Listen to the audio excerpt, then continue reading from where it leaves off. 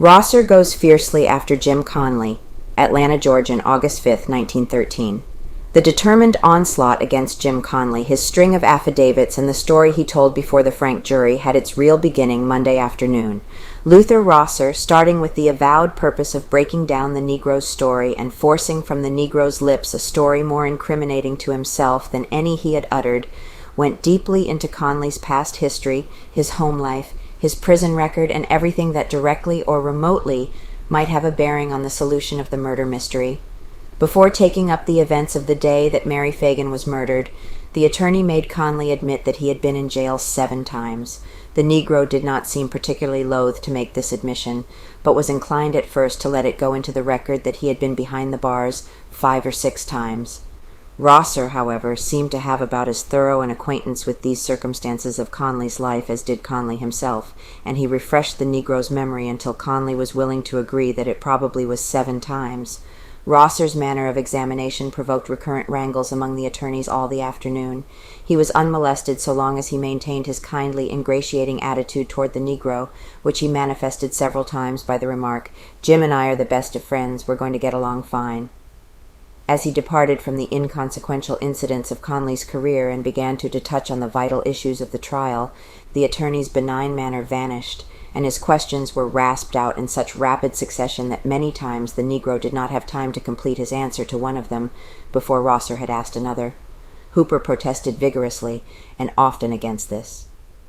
The solicitor protested strongly against the method which he declared Rosser was employing to impeach the witness. He asserted that the affidavits concerning which he said Rosser was questioning Conley should be read to the witness instead of Conley being asked about them with no reference being made to their wording. Protests of little avail. The protests were of little avail.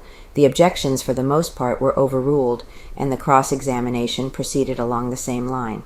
At one point late in the afternoon, Dorsey threw a law book down on the table with an expression of disgust when he failed to get a favorable ruling from Judge Roan. Rosser began his interrogation in the afternoon by asking Conley in regard to the times he said he had watched at the street door of the factory when Frank had women upstairs in his office. Conley said that the first time he remembered doing this was on Thanksgiving.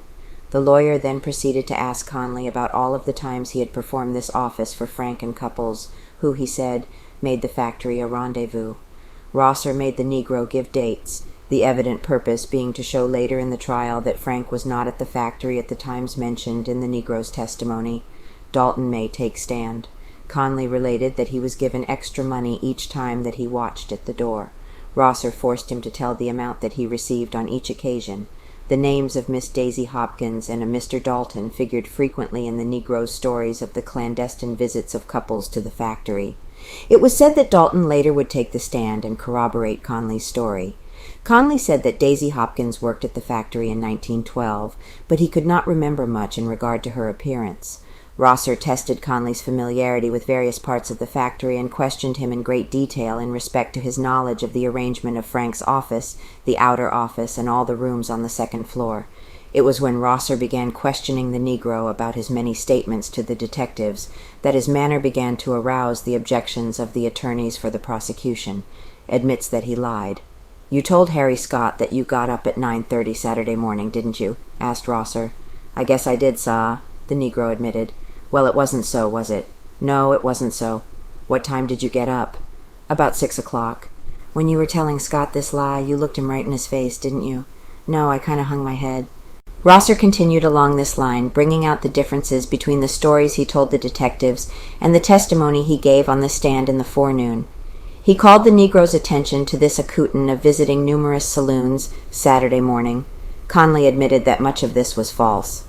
"I told Mr. Scott and Mr. Black just part of the truth," Conley explained, "so that Mr. Frank would get scared and send someone down to get me out.